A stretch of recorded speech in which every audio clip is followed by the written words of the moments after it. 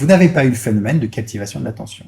C'est-à-dire que vous avez remarqué une pensée, mais vous n'avez pas perdu le contact avec le monde extérieur puisque vous étiez encore capable de dire où était le doigt.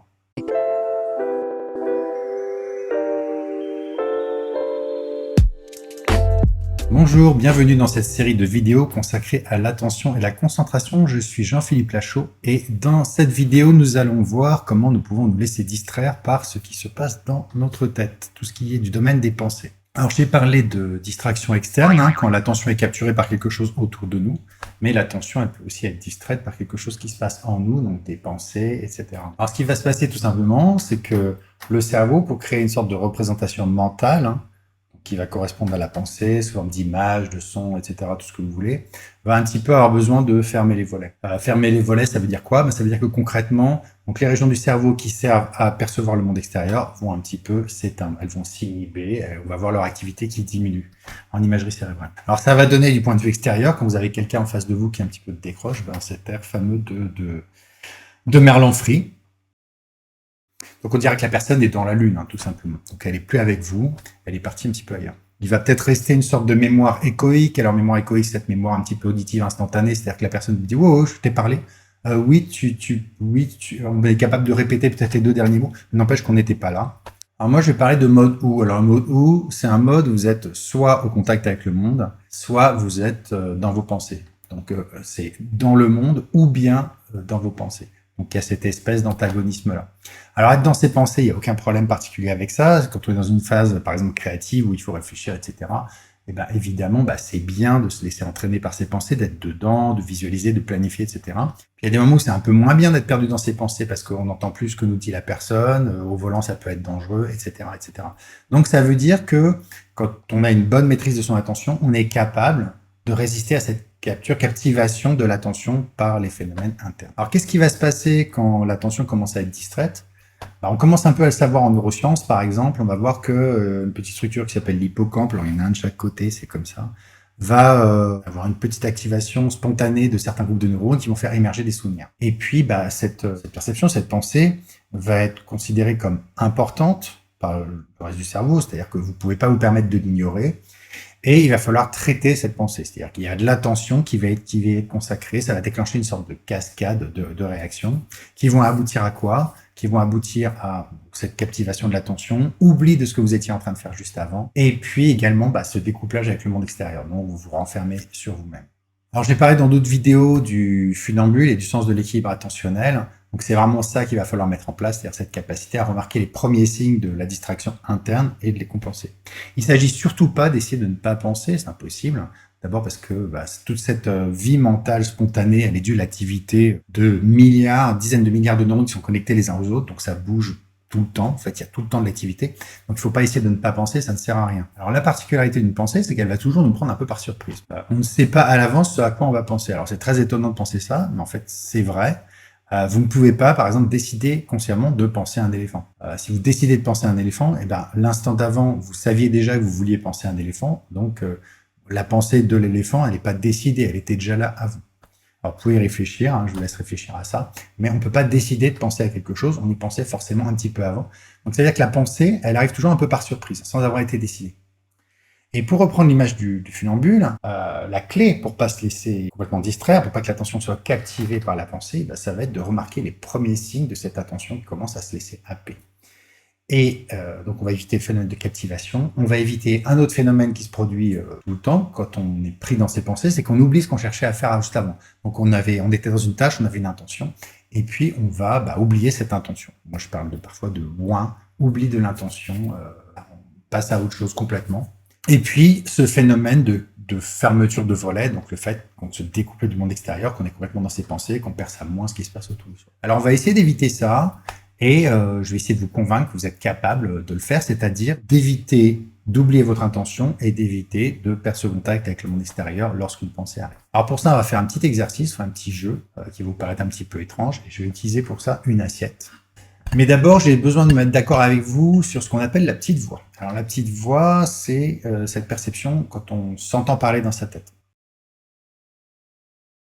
Pour ceux qui ne connaissent pas bien, j'ai dû en parler dans d'autres vidéos, si je vous demande de compter mes doigts dans votre tête, Alors, si vous êtes comme moi, vous êtes dit 1, 2, 3, 4, 5. Bah, ça, c'est la petite voix. OK, on se met bien d'accord là-dessus. Alors, une fois qu'on a ça, le jeu va consister pour moi simplement à faire le tour de cette assiette. Alors, j'aurais pu prendre n'importe quel rond. Avec mon doigt, tout simplement. Je vais partir du haut. Et quelle est la consigne? Eh bien, pour vous, c'est simplement que si à un moment, vous dites quelque chose avec votre petite voix, un mot que vous pourriez répéter, eh bien simplement, vous allez mémoriser où était mon doigt à ce moment-là.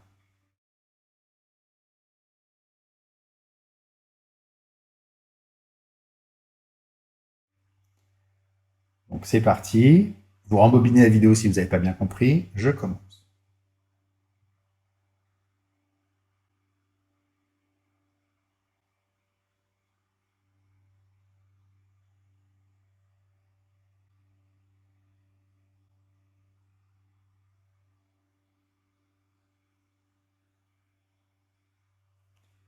Alors, je m'arrête là. Je vous laisse faire votre petite introspection. Moi, par exemple, mais sans pouvoir vous expliquer pourquoi, eh bien, je me suis dit, je ne pourrais pas m'expliquer pourquoi ici, là. Très précisément, au moment où mon doigt passait ici. Donc, voilà. Donc, vous êtes capable, si vous réussissez l'exercice, eh bien, d'associer une pensée qui émerge dans votre esprit à une position du doigt.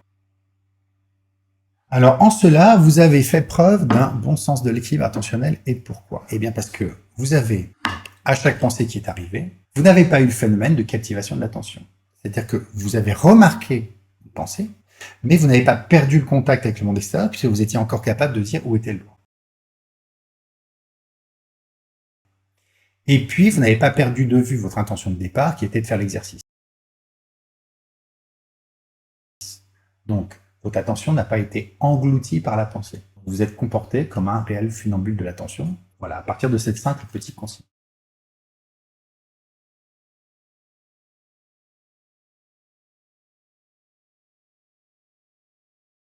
Alors, pourquoi ça marche? Déjà, bon, il faut voir que vous utilisez, je parle dans d'autres vidéos, de PIM. Alors, il y a bien un PIM, hein, vous êtes concentré d'une certaine façon bien particulière pour faire l'exercice. La perception à laquelle vous vous rendez maximalement sensible, hein, ce que vous devez percevoir, bah, c'est l'émergence de pensée. Donc, votre attention est là-dessus. Et puis, votre manière d'agir, bah, c'est simplement, bah, quand vous détectez ce phénomène de pensée, eh bien, vous enregistrez visuellement la position du doigt sur l'assiette. Donc, manière d'agir, et puis l'intention, bah, c'est de le faire à chaque fois que ça se produit. Bien, d'être capable après de raconter. Donc, vous avez un PIM. Et ce PIM va établir une sorte de contact entre le monde extérieur et votre pensée. Alors, c'est un peu étonnant et c'est la particularité de cet exercice, mais c'est ce PIM qui va faire que vous ne partez pas complètement dans vos pensées. Alors, là, on a utilisé la petite voix, mais on aurait pu utiliser d'autres types de pensées. Par exemple, on aurait pu utiliser des images mentales. Parfois, tout d'un coup, il y a une image qui nous apparaît. Ou des envies soudaines d'eux qui vont d'ailleurs souvent se manifester, bah, à nouveau par une image mentale. Par exemple, là, tout d'un coup, imaginons que j'ai envie d'aller chercher du chocolat dans le placard. Ça me vient comme ça. Eh bien, à un moment, je vais avoir l'image du placard avec le chocolat, peut-être. Hop, et ça va déclencher cette envie d'eux.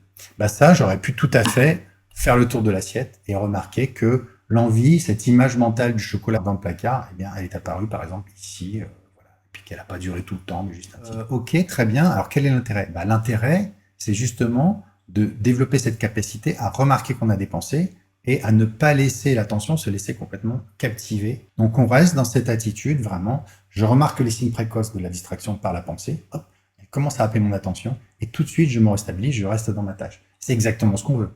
Pour ne pas se laisser complètement distraire par ses pensées, bah, c'est cette attitude qu'il faut développer. Donc c'est exactement ça qu'on est capable de faire avec cette simple assiette. Puis après, on verra dans d'autres situations de la vie quotidienne. Alors, petit bémol, vous allez me dire, bah oui, mais en fait, pour faire ça, c'est une tâche en soi. Alors effectivement, le but, c'est pas de vous mettre en multitâche. Si vous êtes en train de faire quelque chose qui demande beaucoup de concentration et qu'en plus vous essayez de faire ça, bah, ça va poser un problème.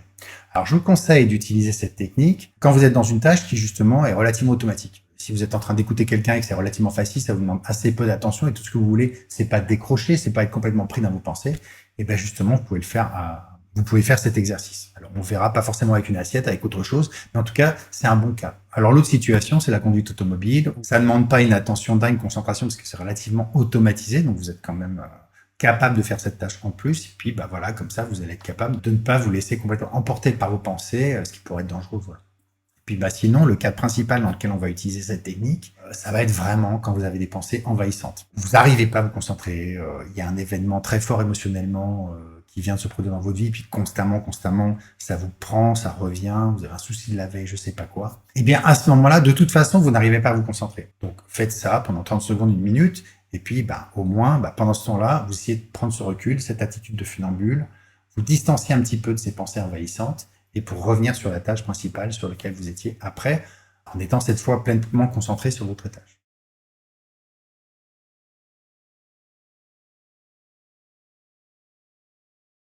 Maintenant, j'aimerais voir avec vous comment on peut généraliser cet exercice. Alors, qu'est-ce qui se passe dans cet exercice et pourquoi il marche? Ce qui marche, c'est que on fait une sorte de lien entre la pensée qui se produit, donc un phénomène interne, et quelque chose qui se passe dans le monde extérieur. Ici, en fait, c'était quelque chose de bien précis, on va lier la pensée à une position particulière du doigt sur l'assiette. Quelque chose d'extérieur. Donc, on crée ce lien qui va faire que on reste au contact avec le monde extérieur. Mais en fait, on pourra utiliser à peu près n'importe quel élément du monde extérieur pour aller y attacher ses pensées. Par exemple, je pourrais prendre une tasse de café et me poser la question, avant même de la boire, de savoir si je vais avoir à un moment des pensées.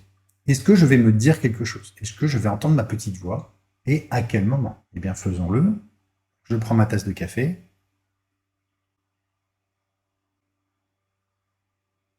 Voilà. Alors, ne me demandez pas pourquoi, mais au moment où ma tasse a touché mes lèvres, j'ai pensé jeudi.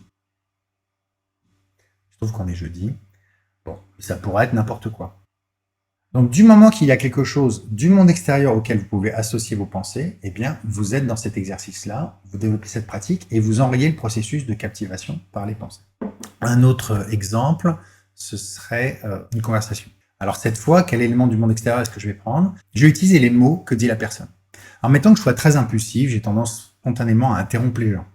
Donc, les gens me parlent, puis ah oui, ça me fait penser à ça tout de suite, puis j'ai envie de dire quelque chose. Donc, ça va se manifester comment? Bien, la personne me dit quelque chose, puis hop, pensée. J'ai envie de dire ça. Le truc que je veux dire apparaît dans ma pensée.